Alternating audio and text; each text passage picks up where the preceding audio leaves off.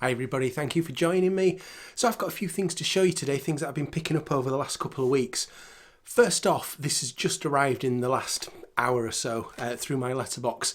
This is a brand new version of the Concert for George, the concert that took place at the Royal Albert Hall in London a year after George's passing. So what's different about this compared to releases that we've had previously, such as this one? Well, the main thing is that this is a brand new mix of the full concert, and it's designed for Dolby Atmos. Now, I personally haven't at the moment got Dolby Atmos playing capability, but I might have in the future. And I don't want to get caught out if I do get equipment like that, not being able to have anything to play on it. And this is probably going to be a limited edition. Well, this is a limited edition. This is from the Super Deluxe Edition website. They initially had them for pre-order back in November, and it was supposed to be just sort of a very limited run. But they've been able to get some extra stock, and this at the moment is still available through the superdeluxeedition.com website. I'll put a full link down in the comments in the description for this video. So it's a brand new mix that's been done by Paul Hicks, a name that should be familiar to quite a few of you. He's done the recent John Lennon remixes. He's been involved in Beatles projects, George Harrison projects. And the difference with this mix compared to, for example, the mix that was done a few years ago for this Blu-ray release, is with this, it was designed to watch, okay, to watch on screen, through your TV. And the mix was designed as though you were an audience member listening to the band in front of you. Now, what Paul Hicks has done with this brand new mix, which is for Dolby Atmos, it will fold down to 5.1 if you don't have Atmos capability, but you do have 5.1. It's taken a different approach with this mix. Because this Blu-ray that's in here, that I'll show you in a moment, is audio only. Okay, that's an important thing to note. If you're interested in this, this is an audio only release, not video content.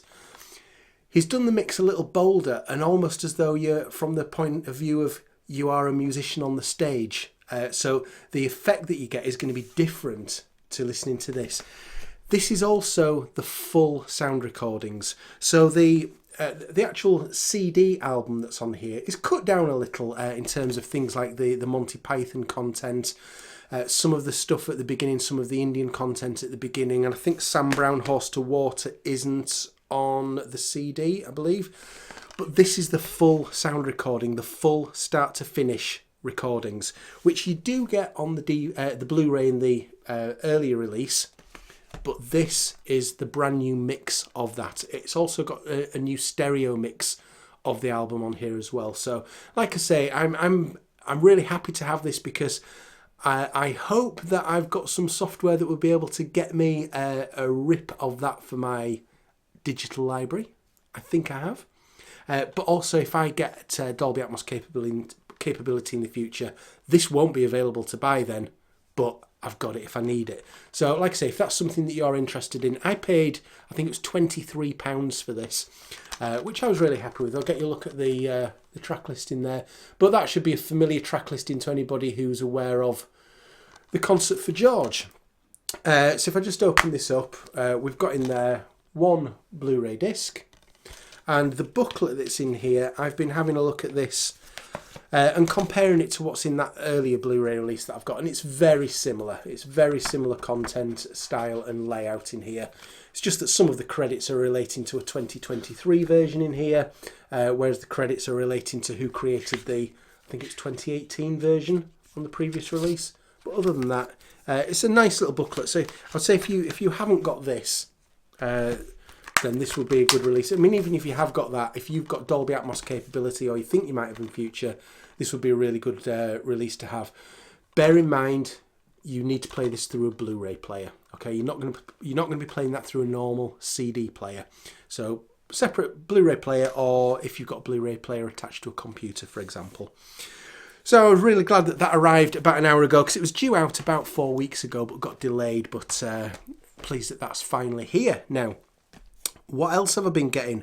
I got this Live and Let Die soundtrack. The reason that I got this is, first of all, it's another kind of gap in the Paul McCartney CD collection, because obviously he's doing the title track on here. But this has come about as a byproduct of me reading the McCartney Legacy book, which covers the Live and Let Die period in quite depth, about the writing of the song, the recording of the song, the contract that Paul had to create a theme song for this particular James Bond film. And it was one of the really interesting stories in that book. One of the sort of really good reveals for me in that book was about how this came about. You've probably heard the story from Paul before, where he talks about when he wrote the song and he presented the final recording to the Bond producers. That they said, "Oh, that's a great demo, Paul. When are you going to record the real one?" And that's become a bit of like one of Paul's regular stories. And we now know that story came about from a kind of a misunderstanding, possibly of Paul's, but the story is a little bit different to that. They didn't actually say that. They didn't mean that. Whether Paul and George Martin misunderstood it, potentially, but something actually quite different happened as to the reason why Paul thought that the Bond producers were expecting a second version of the song. It's an interesting read in the McCartney Legacy book. But anyway, I wanted to get this. I got a dodgy copy of this about 20 years ago, digital copy, when I was gathering all the early James Bond soundtracks. So I thought, well, it's fresh in my mind. I've enjoyed reading that section of the book. I'll pick up the CD. And I particularly like on it, there's here the Filet of Soul Club, where there's a rendition of Live and Let Die, if you remember the film. Roger Moore's in a club, and there's a lady singing a version of Live and Let Die on stage, sort of in the background of the scene. So that, performed by BJ Arno, is one of the highlights of this album. And it's got a really good James Bond theme at the end, a real good arrangement by George Martin there that's a bit different to some of the others, but a real nice sort of funky, vibrant James Bond theme. So pleased to pick that up. The last thing that I've got, I'll come on to in a moment, but I just want to tell you briefly about this. This is going to be another video that I've got coming up soon, where I'm going to be focusing on this. I got sent this just a few days ago. This is vinyl cleaning gel, and I got asked if I would test it out, which I haven't done yet. I'm getting ready to do that very shortly, probably as my next video, unless any major unexpected news comes up. But this is essentially what this is. It's a gel that if you want to clean your records, you put it on your record, smooth it on, it sinks down into the grooves and it sets. And as it sets, the intention is that it traps any sort of muck and crud that's in your records, and then when it's dried, you peel it off and it brings all that muck and crud out with it. So I'm going to be doing a video, I'm going to be doing a full experiment. Basically, the UK distributors for this saw the video that I did a couple of months ago with my new Spin Clean record machine, and said, we liked how you did that. Would you like to have a go at doing something similar with this? So, yeah, why not? So I'm looking forward to doing that very soon. So if you're interested in that, then watch out for that coming up soon. The last thing I've got just recently is, wow, this was an absolutely insane deal that happened on Amazon.com, the American Amazon.com website.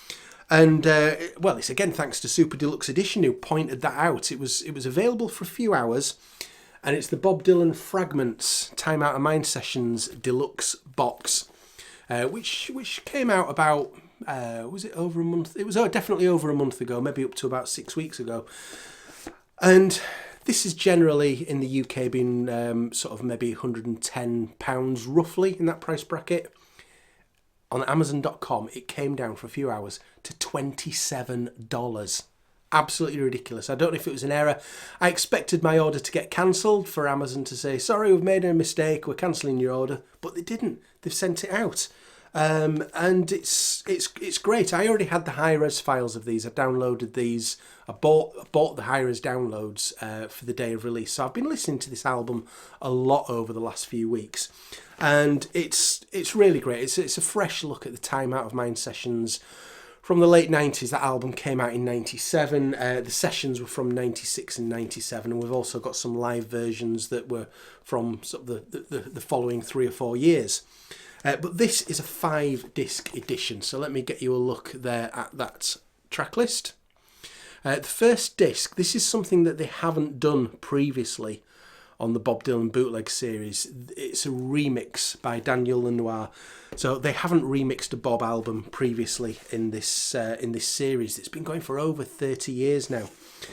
And a bit of a controversial decision, I think, to remix, because it's one of Bob's classic albums, certainly of his later period. I always regard this as being kind of the start of the modern Bob Dylan era that's been going on for 25 years now since this, but this was really the start of what followed, that was very much kind of along these lines. And the Daniel Lanois production sound, it's kind of quite swampy, quite reverby. Sounds great, but they've decided to kind of ease back on that a bit with the remix on this album. And it does kind of make you feel a little bit more as though you're in the studio with the guys. So it's quite a different listen. It's almost stripped back, but stripped back in terms of production rather than performances. So it's a very interesting listen. I've been enjoying listening to that a lot. So that takes up disc 1. Disc 2 and disc 3, disc 2 is outtakes and alternative versions. And this does feature several versions of the song Mississippi. Great song, but it never actually made it onto this album. I believe that Bob wasn't particularly sort of happy enough to put it on this album with the version that he had. And it later appeared on the Love and Theft album that came out in September 2001. So that appears here in various forms. Disc 3, more outtakes and alternates on there, which again, some of these are really nice. Some of them are songs that made it onto the album. Some of them are different songs that never appeared on the album. We've then got Disc 4 Live, which is quite interesting. It's the track list of the album, but with Mississippi included as well. And they're not all sort of high production soundboard recordings. Some of these are audience recordings, so it's not going to be audiophile level sound quality on some of this, but again, it's really nice to hear Bob Dylan live versions from the era. But they're still good quality. They've not chosen rubbish quality versions of the songs. Disc 5, which is bonus disc, this is things that have been previously released, and a lot of these things were previously released on the Bootleg Series Volume 8. This is the rare one with the Disc 3 that's not easy to get hold of at all. So quite a few of the things that are on Disc 5, they decided when putting this together, do we put the songs on that are on Volume 8 already, or do we leave them off? They decided to put them on here because a lot of people missed out on this and are probably never going to be able to get a copy of this. They decided to tell the story of Time Out of Mind fully, that they would need to repeat some of those songs. I fully understand that decision. So the Disc 5 bonus disc has got things that a lot of them you'll find on Volume 8, but are kind of necessary to tell the story of the Time Out of Mind era. But with it inside, a very nice book as you always get with the Bob Dylan Bootleg Series deluxe editions, and there's a lot of photographs and a lot of information and text about the making of the album and the sessions for the album. So that's really nice. I mean, for the $27 that I paid for this, that book's not worth not far off that on its own. And then a second booklet that comes with it that houses the 5 discs. So it's a really nice set. It was an absolute steal. I mean, it does make me wonder, if it's come down to that price once, could it come down again? You might want to keep an eye out to see whether any deals like that happen again, if it's something that you're interested in. But this was just available for a very few hours at that silly price, so I was really happy to pick that up and add that to the collection along with the rest of the Dylan Bootleg Series deluxe editions. So I've been quite happy with my pickups just lately. The Dylan, this brand new Concert for George. Like I say, I'll put a link down below. There are just a few copies of this left from superdeluxeedition.com if you're interested in that. Have you bought any of these? Let me know down in the comments. Very interested to hear from you. One thing I did actually just want to mention was if you want a really deep dive into this and the vinyl version, which is absolutely beautiful, I would recommend you have a look at Mazzy's channel. Have a look for Mazzy, Norman Masloff. On YouTube, he's done a really good, in the last few days, deep dive into this album, which is well worth a watch. I would recommend that. So thank you very much for watching. I'll be back very soon. I'm very interested to see how this goes. We'll see how the advanced cleaning gel goes, and I will report back with my honest thoughts on that. So thank you very much for watching, and I'll see you again soon. Bye.